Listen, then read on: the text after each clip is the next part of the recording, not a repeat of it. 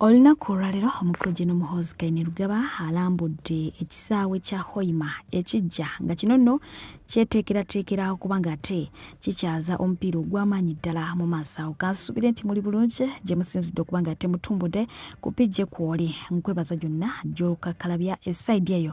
Omukulu amanyiddwa nga Norbert bw'atyo nateera yaddiziddwayo ku poliisi era ng'oneekwatiddwa lunaku lwaggulo. Entabwe eva ku nsonga ze n'omukulu amanyiddwa nga Edlisa Musuuza ate nga ye omwana mulenzi amanyiddwa nga Tamale Mirundi Junior yakubye omukulu amanyiddwa nga Shalom mu mbuga z'amateeka oluvannyuma lw'okuba nti yayisizza eggaali mu maama we naye ng'entabwe eva ku Junior kuba nti yavuddeyo n'asaba ate Jaden oba ava mu bulamu bw'ensi eno abuveemu ensonga ne ziwanvuwa bwe twogerera yamuwawaabidde ku poliisi era nga poliisi ekola ki emuwenja. Omukyala amanyiddwa nga Prima Kadashi yavuddeyo bw'atyo n'akubiriza abakyala okwendera mu bufumbo singa babeera n'abaami abatatuukiriza bisuubizo byabwe oba their expectations. Ono yabawadde ekyokulabirako ekikye n'agamba nti yasalawo okugoba omukulu amanyiddwa nga Mr. Henry mu relationship yaabwe lwansonga nti yali tamiitinga her expectations. So ne ku lw'ensonga eyo n'agamba nti mukole ki mwende oba obufumbo bufa bufe.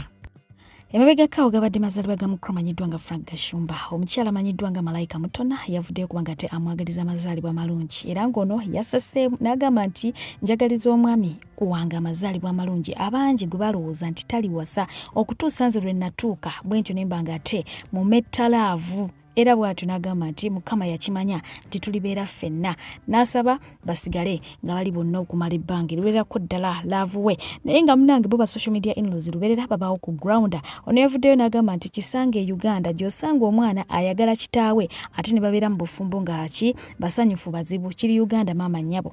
Ono Malayika si mmere kulya yavuddeyo n'amwanukula n'amugamba kasitambanga siri muwalawo okitegeera gwe beera eyo comfortably oyogere nonsense wo naye nze tonywerako boogi. Bw'atyo n'abanga ate amusala pressure. Mukadde ke kamu omulala n'avaayo n'agamba nti gwe wafumbirwa omukadde omusiru n'awugamba nti kyamukisa mulungi nali seetaaga kubanga ngoberera testi yo oba choice yo. Wadde nafumbirwa omusiru naye nagoberera kusalawo kwange so si kwani si kuko. Social media erina engeri gyegenda maaso okuba nga ate eteekamu abantu omumwa. Omuntu ayinza posting ekintu kye nga kirungi tekirina tabu ne bakireetako negative energy. Abantu ne basirika naye kati bwe byatuuka abantu bakoowa, abantu basabula, baserebu basabula ennaku zino. Weewaawa ye Chosen Becky yavuddeyo ne yeebaza Mukama Katonda ng'agamba nti Mukama yamuwonya n'amuwa omusajja afaayo, omusajja alumirirwa nti bw'aba akaaba nga naye akaaba. Kyayinza n'okuba Mukama Katonda takimanyi wadde nga bangi bagenda maaso okuba nga ate bakola ki bamusanjaga bamukomerera ye ayongera kubalaga nti ali muhabbatina ate omuyitirivu ddala ate omwana w'abandi amwagalira ddala. Omukulu amanyiddwa nga Crystal Panda alina olutalo lwe yatandikirizaawo mpolampola. Yagambye bro to bro abakazi abaavu tukole ki tubaboole naffe tubaboole. Omukyala amanyiddwa nga Evelyn n'avaayo n'agamba biki bino byendaba ebyennyinyaza nti abakazi abaavu tubaboole. Kyemugezaako okutegeeza nti munoonya bakyala balina ssente musobole okubba ssente zaabwe. Waliwo ensonga lwaki Mukama Katonda yatonda omukyala ng'amujja mu lubirizi lw'omwami okitegeera. So mmwe abasajja muliwo kukolerera baki bakyala so si kunoonya ate bakyala bakola ki bakubba oba kukuula. Abakyala balina okulya ezammwe. Crystal Panda n'akomawo mu paati 2 n'agamba nti omukyala asobola okunyiiga n'alekera awo okwogera naawe lwakubanga omumye ssente ezizo ze weekoleredde naye ate ye bw'akeera ku makya n'akumma ssusu ayagala gwobeere understanding. N'agamba nti ayagala obeera understanding okutuusa ye lw'anaabeera ready okuwa ku ssusu. N'agamba boyi bange atakuwa naawe tokola ki tomuwa. Bw'atyo ate olunaku lwayo n'abagamba nti olunaku lwakutaano kwata akasente ako k'obadde okuumye okumala ebbanga k'okoleredde okawe ku maama okitegeera. Maama ajja kusabira nno ofune ne ku mikisa okitegera kewandikutte owono omukyalo owenoli kakwata okayima mama ajja kusmilinga akusabira emikisa ate gibere nga gikola ki gikweyongera naye nga mwana muwala amanyiddwa nga Etania avuddeyo kubanga te ayogera ku bakyala abasabiriza abaami ensimbi olutatadde n'agamba nti abakyala abo bandibanga tebakeeranga ku makya ne bayitako mu experience ya kukola naye abakyala abamanyi butya bakola ssente tebatera kusabiriza kubanga bamanyi obulumi omuntu mwayita okubanga ate afuna akasente. Yo mukuru amanyiddwa nga MC Katse yavuddeyo n'ategeeza nti abantu abasinga abakomentinga ku vidiyo ze mu ngeri ye gy'atategeera be bantu abo abataasoma oba okiwulidde. Jjukira nti yavaayo n'atutegeeza ku by'obulwadde bwe era n'ategeeza nti ffe yakkiriza okwebaka naye wadde yali akimanyi nti mulwadde. Ekyo nno kyaviirako abantu baajogera nti ffe muki mulwadde naye ng'ate era still before that abantu abadde nga bagaa nti ffe muki mulwadde. Amiyo factory Katse yavaayo n'akonfessinga ate nga balina ki n'omwana n'abamu ne basinziira ne ku mbeera zaffe bw'agejja nti agezze makerenda bw'akogga nti obulwadde bumutwala naye nga ye MC Katse yavuddeyo naga nti tajja kkowa kubannyonnyola wadde nga amagezi ge mulina abamu ga munguuba. Hey, how are you? I hope my audio is okay. My mics have issues. I've come here to say I read all your comments. I read every one of you is trying to be knowing. You know, the most hurting thing about Ugandans is the fact of not knowing and coming to explaining what you don't know to explain to people so that they know. Most of the people didn't see enough blackboards. Anyway, fear is okay.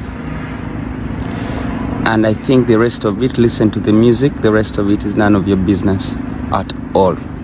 Because you have no idea and you didn't understand. You didn't understand anything. That a couple can live and somebody natamusiga sirimu nasigala nga ali okay nga tafunye sirimu, but it's Uganda for you. You all want to be bloggers, newspaper presenters.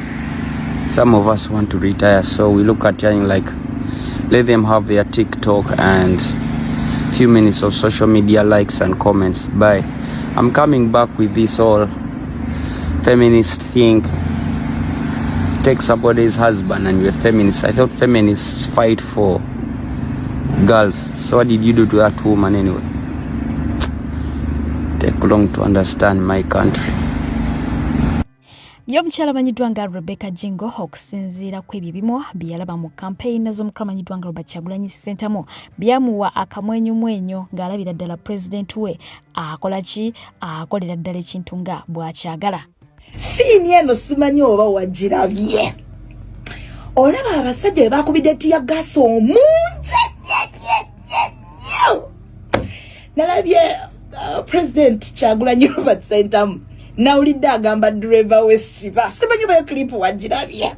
Yamugambye siba ne bano bantu. Nakulabidde abasirikale. Bubabuka kukabagaliza polisi.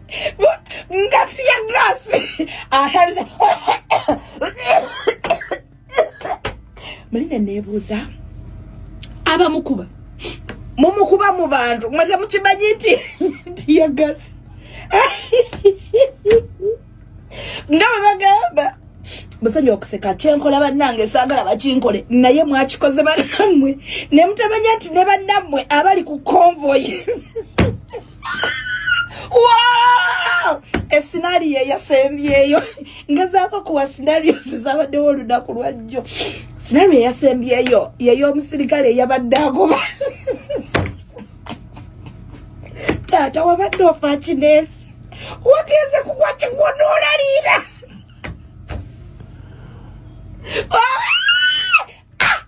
Kati wabadde badongo babaja yenanga akaalakaala n'omuko gye yagodde yakubye essama. Wallahi so ng'ate wuno omukyala avuddeyo n'asaba omukuliri Kaguta Museveni yeewuumulira atuleko wansi bo ogw'okunoonya akalulu bajja kubanga te bagukwasaganyiza ddala bulungi.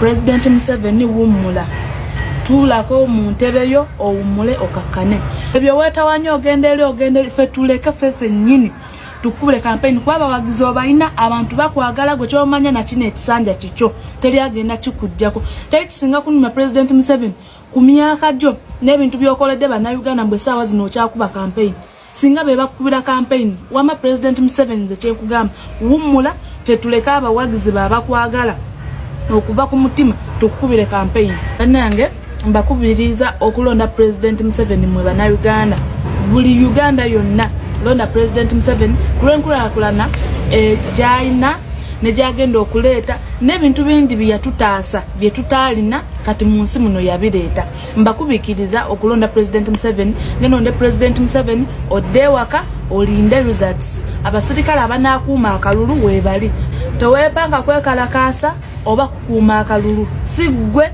aina kukuuma akalulu oba obuvunanyizibwa tebuli kuggwe obw'okukuuma akalulu gw'olina kulonda omala odde waka abavunaanyizibwako abagenda obukuuma weebali ate nga bo abafuna t-shirts okubanga betaba mu nkuŋŋaana za NRM bongeredde ddala okuvaayo ne bakakasa nti bakakibwa bukakibwa.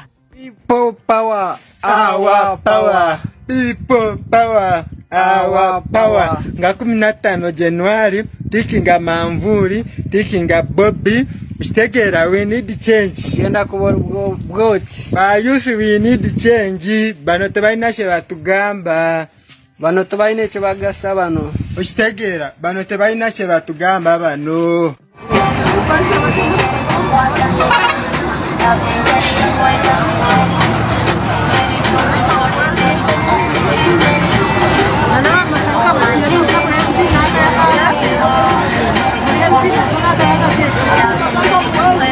Omukyala amanyiddwa nga Azawi Yasa ono yavuddeyo okubanga ate alaga saida gyawagira bwe kituuka mu byobufuzi by'eggwanga Uganda mu kadde kano. Nze mpagira buli political party eyekulembeza ensonga z'abantu. Bwebanga okimanyi political party yo ekulembeza nsonga ziyamba buli munnayuganda owa bulijjo then gwe mpagira. Bwebanga gwe oli ku bukuliro na mbuto zo gwe tukwatagana. Bobi Wine wakubira agenda oyimbe ku event ku Larry's ogenda. Neno soka nekirowoozamuko ge mazima because nabadde nsazeewo nganze omuntu personally neme kulaga. I don't want people abantu abamu basalewo okuba nti Azawi sagala nti kuba nti neteekawo nti ndi muyimbi nina influence but mulimu abantu abakwagala ennyo nga ali willing okukulaba nga agoberera buli kyokola naye nakikola. So njagala buli omu yeesalirewo okusinzira kikyawulira muki mundayi. For me alinga testimony ey'enjawulo. Mwe mwali mulabeko omuntu omulala alina testimony ey'ekika bwe kityo nova gy'ovudde n'ofuuka ekintu bwe kityo. So kati nze ekyo lwaki I relate to him in so many ways. Abasigadde nze sibategeera naffe twaliko mu nsiko kati kyagiyitamu nkitegeere sibimanyi naye kati ye engeri gyali mu ndongo nange okusinzira endongo gyenzije n'okuba nti nsobodde okumakinga sure nti nzijjawo eri stereotype nti okubeera being a musician it doesn't just stop at that. You have to be very well, not even well versed. Okuba nga osomyeko n'ogenda n'osoma bw'oba ofunye omukisa n'ogenda n'osoma endongo n'ogikuba but still nga you are educated at some level. Kitegeeza ne bakuwa akawumbi aba NRM toyimba okusinzira ku ngeri gy'otunnyonnyola. I don't like because mba mpuliranga kubanga saagala baba ekitegeera ate nze ne mukyala ki wa mazima oba kati bwewaawo waliwo omuntu asobola okikola nze saagala nkukolere nga just nsuulirayo gwa nagamba nga tekiri real kubanga nange saagala ku attractinga energy eyo ekitegeera ondye ssente zo nga eva buli kaseera okola emirimu gy'olina kumala kunzijukiza. Olabako ka video nga bagamba mbu oli lubuto. Yeah, mbadde mbiraba. Naye I'm not. You're not pregnant? No, I'm not. Banne katambula nnyo ku social media nga bagamba Azawi afuna olubuto. Nedda I'm not. Ogeze ne ku bina. Just baza katonda tufunyemu ka weight but I city I'm not pregnant. Okola BBL. BBL. Temuvumye bina naye. Nedda ebintu ebyo mbitya abanayenza nga muda I like being real, natural. Kale ze kimpe emirembe that is naturally who I am. Weewaawo abantu baganda bange ab'enjawulo ba sister bange bo they can cross that line, which I am okay with. But but for now, Charlie went unless otherwise.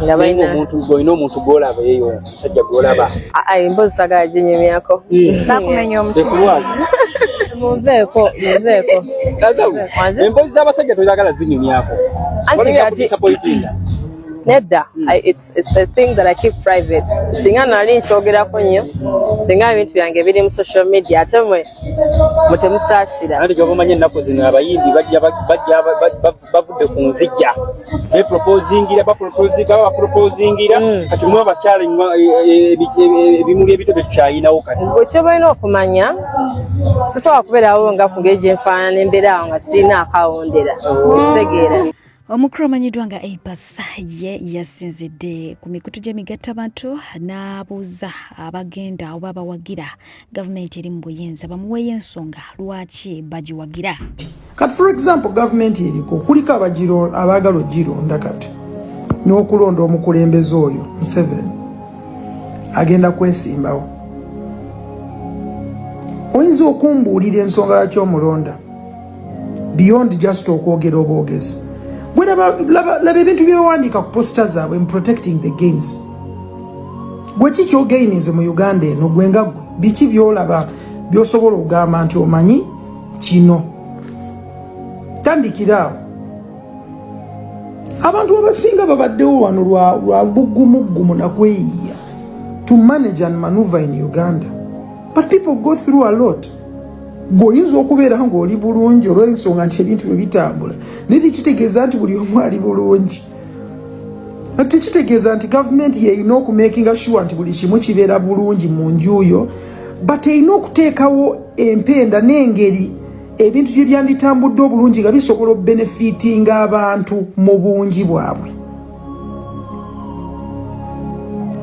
Naye gwe Gaya ajja n'akugamba nonda nakuwa akasawo nakuwa kasukaali kiremu nakuwa kawunga nakuwa manolaba ebintu bye bawa abantu ne bakuwa omutwalo gumu n'otunda omwoyo gwo n'otunda eggwanga lyo lwakuba bakuwadde omutwalo gumu.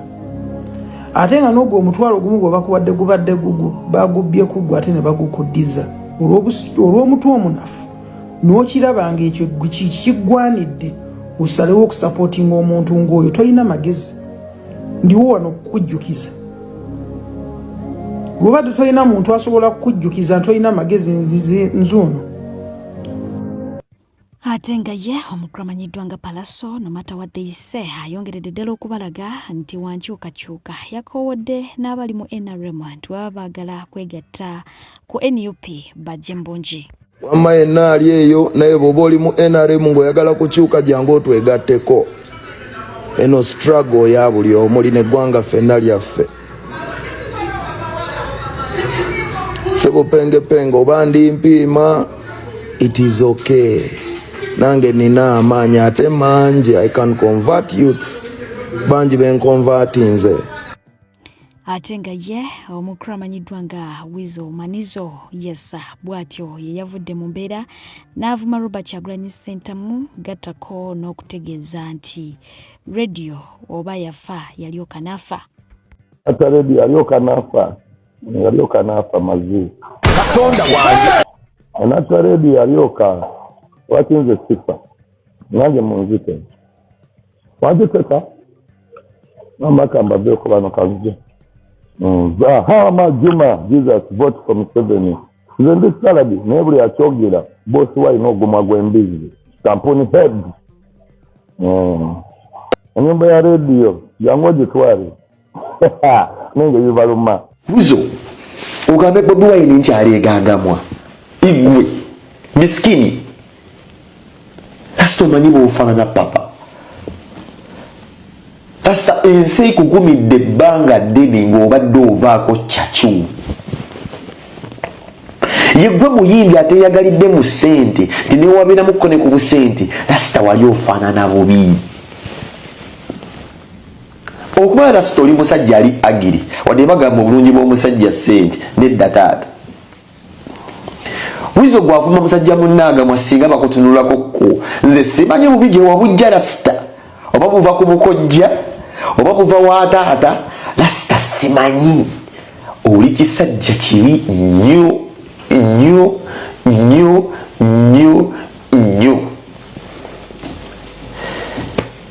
Nze nguza mmanyi nti mbalaba osobola gisuna n'etana. Nesiraba nkombalaba egaze. Papa, go musajja weka gwendabye ku duniya azze agaze mbalabi. Neva mu kubanga genda bunduka amasira. Neva mu kubanga mbalabi genda kubunduka amasira. Rasita negenda etananga ebibi bivaamu bintu biringa bipawuda bya yero. Nziru rasita nabira kukko naawe. Ngukwata bwoti akatambala ne weesiimula maaso rasita. Nekagenda kabiraga skin pores zo rasita nga zivaamu ebintu bya yero rasita akatambala ne kabiraga kayero kenyini nga kebabbise mu nva. Weasel, olina ebidagala by'okozesa. Era mmanyi maama wakimanyi obikozesa. N'ebidagala bino by'okozesa era alinze ofe. Lwaki alinze ofe? Kuba mama osinga abadde akwagala mwana gwe nga tebakwendaako, yandibadde akubuulira nti nafiirwa Emma, sagala kudda mu biwundu. Mama osinga abadde akwagala Weasel, singa akubuulira nti nafiirwa radio gwali oyimba naye, tetwafuna bwenkanya mu nsi eno, toddamu kunindako malunde tera maziga mwakubiri. Enjaga gy'okozesa ngimanyi, ogijja Sudaani, oginywera kapaago bakayita wasimanyi wakyani. Enjaga eyo erina obubonero Weasel, singa ffe abakola ku research. Enjaga eyo omuntu agikozesa sikini tesigala kyekimu. Bwe ntunula mu sikini yo nenjibeera nga nsobola gimaginifyinga bwenti enjaga eyo symptoms zereeta ekubutwala netukweta rash noba ng'omuntu erwala kye bayita olukusense kye nayita wairindi n'onyiiga, but I was honest. Ekika ky'enjaga eyo ky'okozesa bw'okikozesa ennyo omutima guba gukuba. That's why Weasel ze nkwetegereza nnyo ebbanga bwe tebannakubuuka naye obeera okwata ku mutima ne wobeera oyogera okukubaakubako oba owulira omuliro. Sijja gendayo nnyo okusomesa. Wasinze nalina okubeera n'obuvunaanyizibwa okusomesa. Kati nkubuulira wootegerera omuntu akozesa ekika ky'enjaga eyo aba akuba omutima. So singa wasoma wandibaddeko kona ebintu ebimbi ogamba naye owaayi ekintu kino kikozeseza ebbanga ddene symptoms za kino ekitunga singa amanchi abuses ze ziriwa. Nandibadde sogera namwe nga nyambadde galubindi ne bwe ngajjako amaaso kati kafaanana nga agakingisa muyinza n'okulowooza mbuno.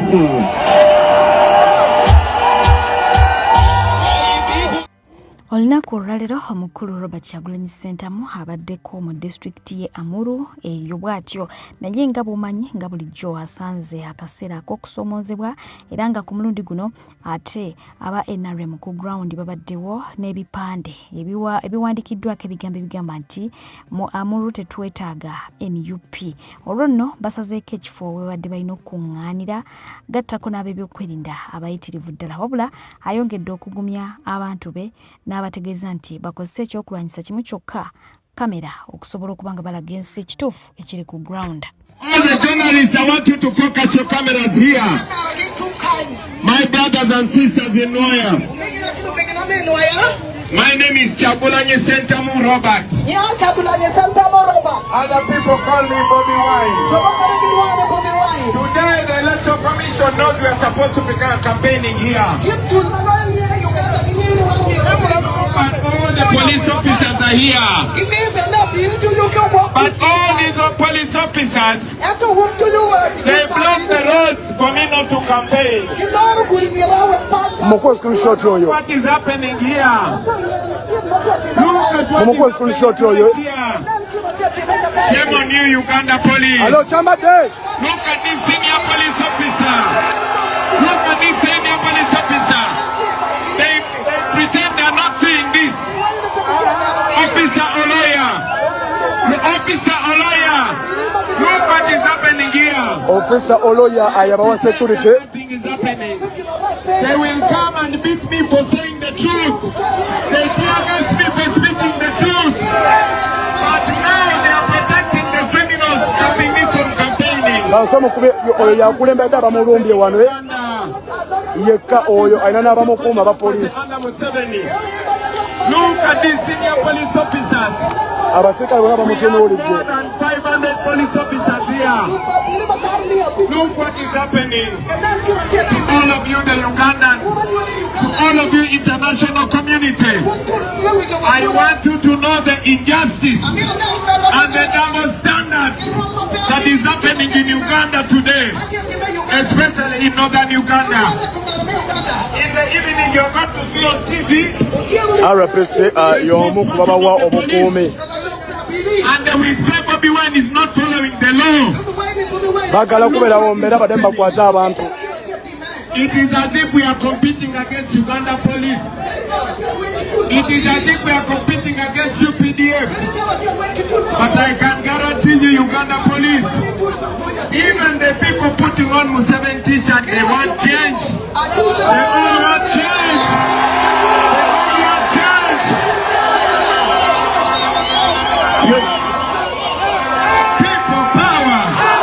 Abalungi abatuwuliriza era abatulaba olunaku olwaleero tuchaddeko ewa Sheikh Asiraf Dembe.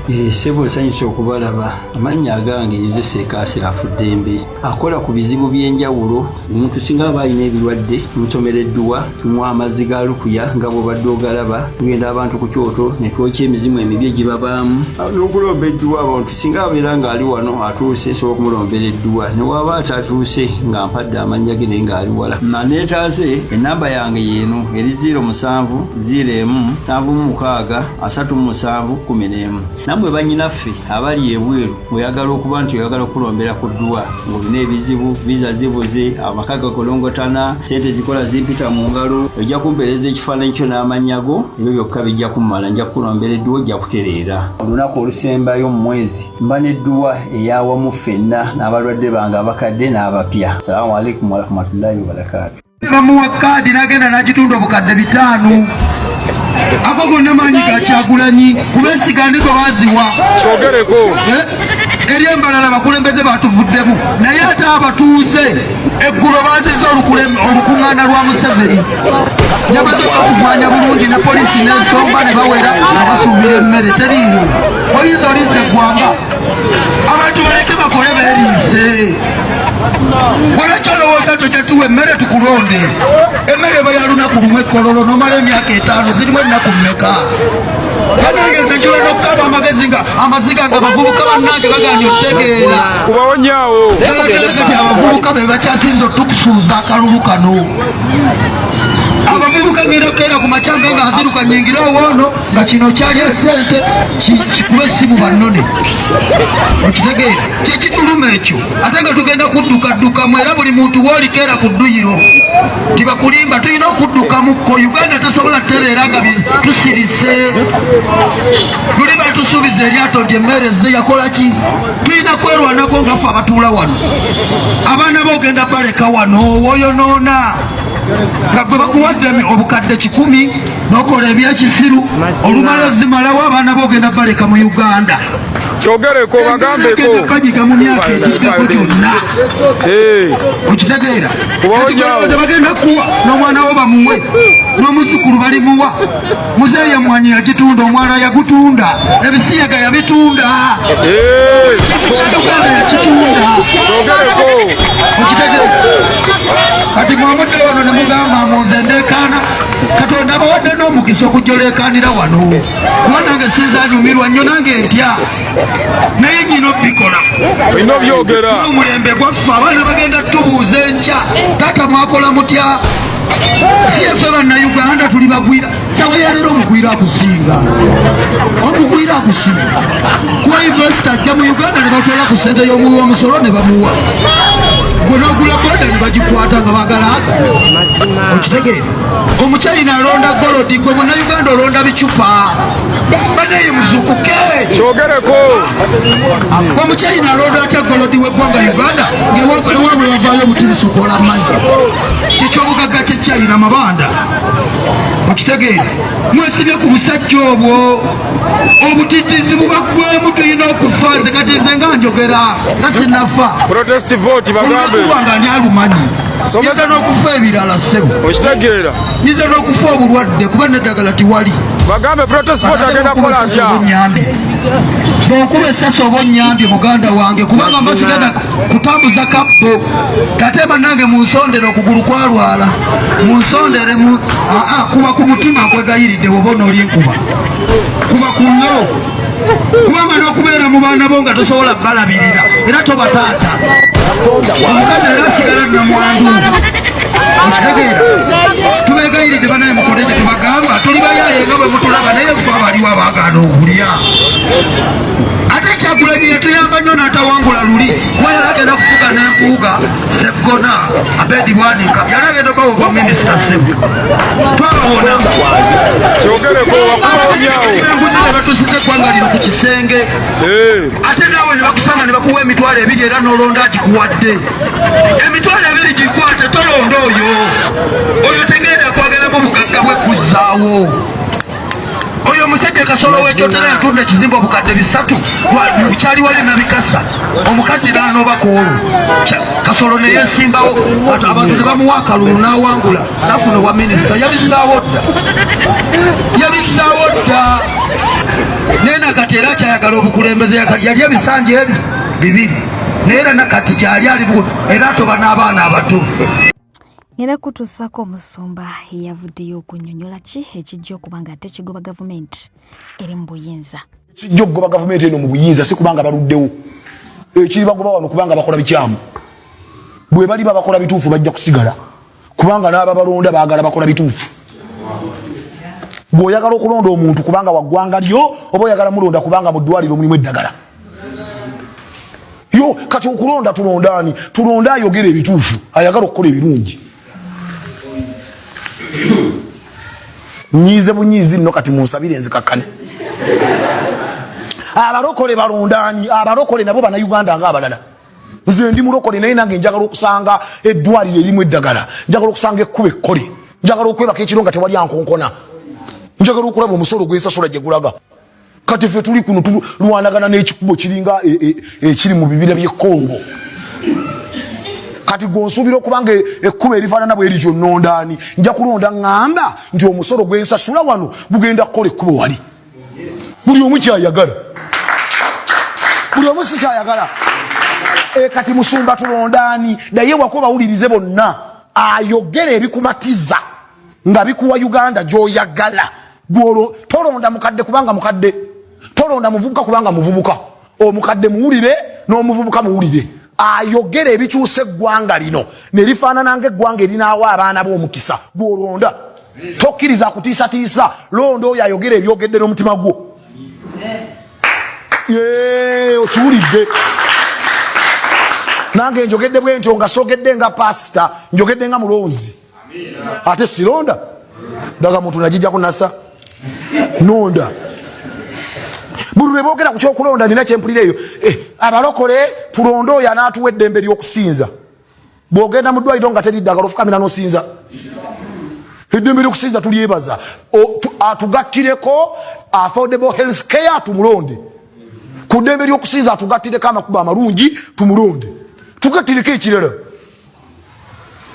gwe baba nakonko n'ewuwa ekiro nga bakutte ebijambiyo okutemaatema ng'oga nti naakusinzanga mukama ddembe lyakusinza ekyo kyogamba we are on issues that are serious bawulirize bonna nkizeemu ayogera Uganda eyogera naawe tolonda wange nze ngenda kulonda wange kubanga muwuliriza n'empulira nga byayogera byenjagala saagala olonde kubanga ekkanisa yaggambye ekkanisa togikkiriza kutegeerera kuwani wakulonda daye waka weewulirire gwogamba ki ku security y'abaana bange gwogamba ki ku byobulamu by'ennyumba yange gwoyogera ki ku byokusoma kw'abaana oli ayogera ki ku misolo omuntu ekintu kimu nakisasulira emisolo 6 ogamba ki yogera tukuwulire weewaawa nga tetunaba kubanga ate tuwunzika munneegatteko twagaliza omukyala amanyiddwa nga Kabatoro Josephine amazaalibwa amalungi yassa ono y'omu ku bantu ate abalungi be tulina mu nsi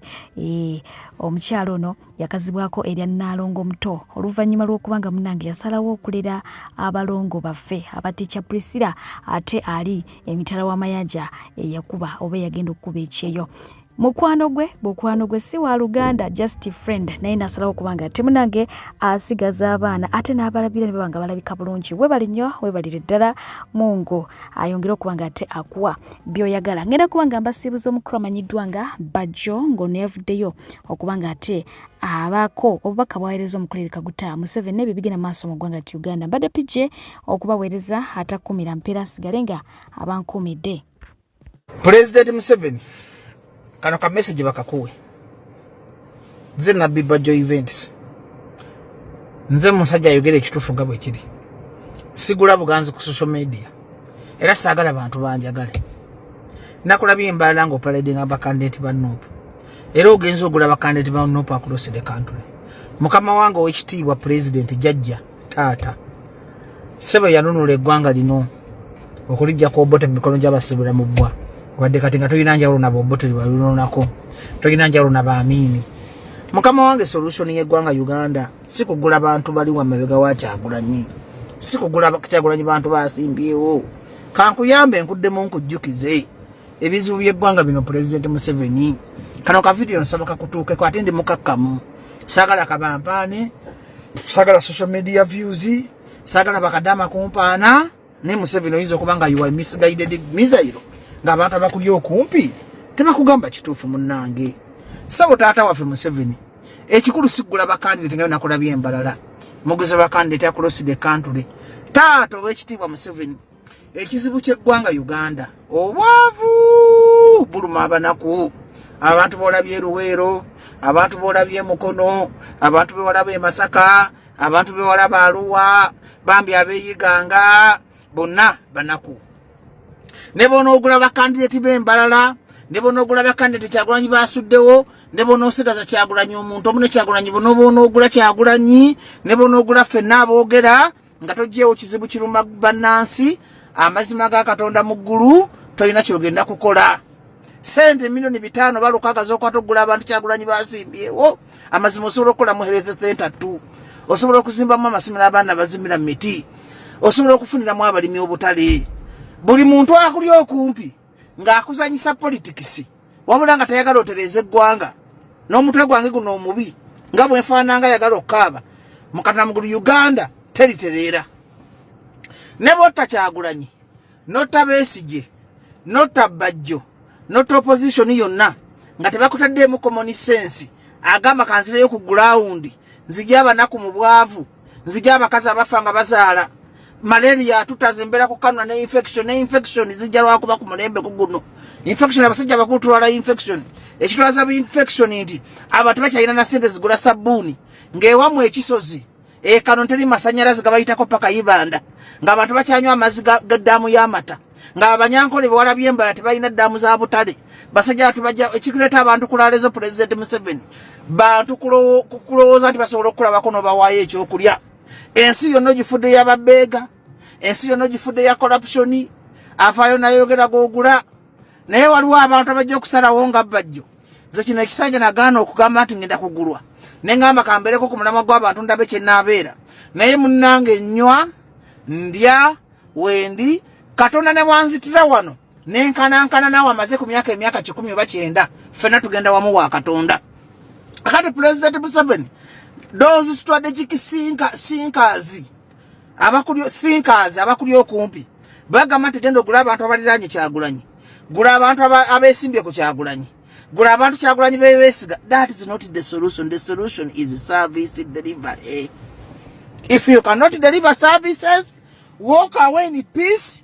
If you don't have serious advisors, if you have lumpeners, if you have corrupt people, if you have non-nationalistic people who wants you to be there gaining from you, that's why Bakwa manifesto yekisiru to protect the gain. You are protecting gain your Musevenis. Ugandans, they don't have any gain to protect.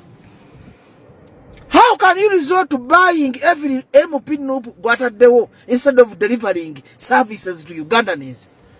These Ugandans are suffering. These Ugandans are homeless. These Ugandans, they don't have electricity.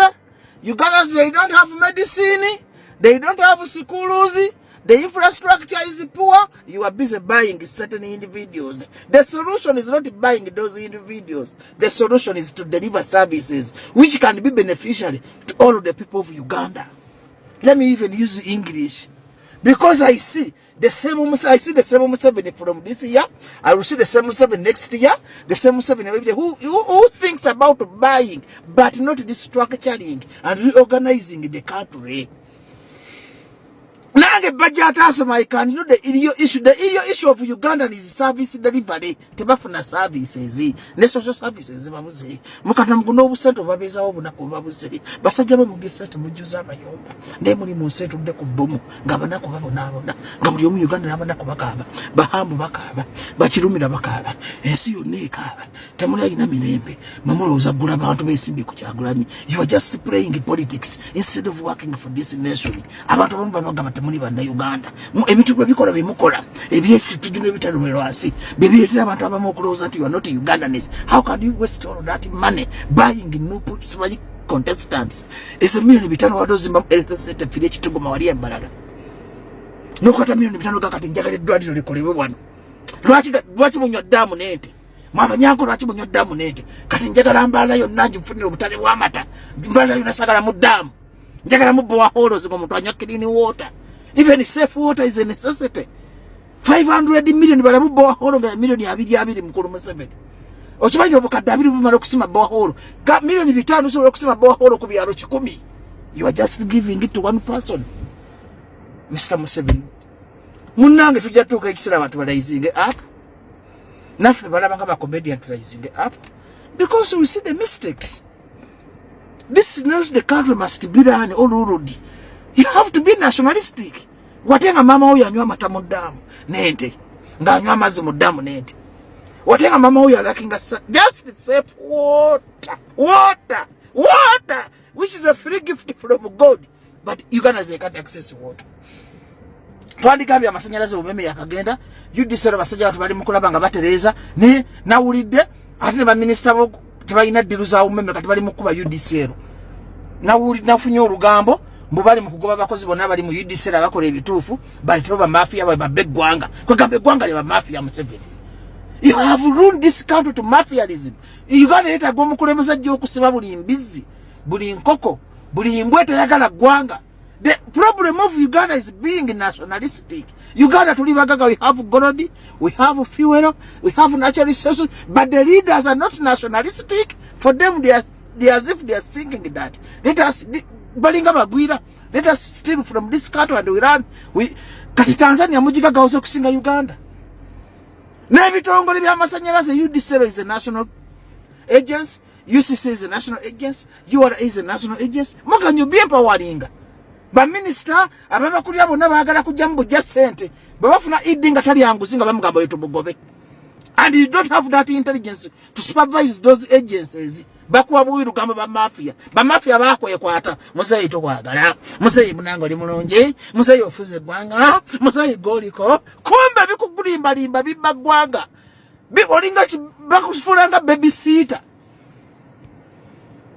You are like a babysitter ni mama kwate elyenvu tengerere omwana ayimiridde bakufula tengere because for them they are beneficiaries. Your ministers are doing nothing to this country, only that rooting the country. They don't want a strong government agency to exist. Let us that EDB circuit. You don't have the intelligence to organize this country. This country needs a dictator who will come and arrest all of corrupt ministers. Arrest all of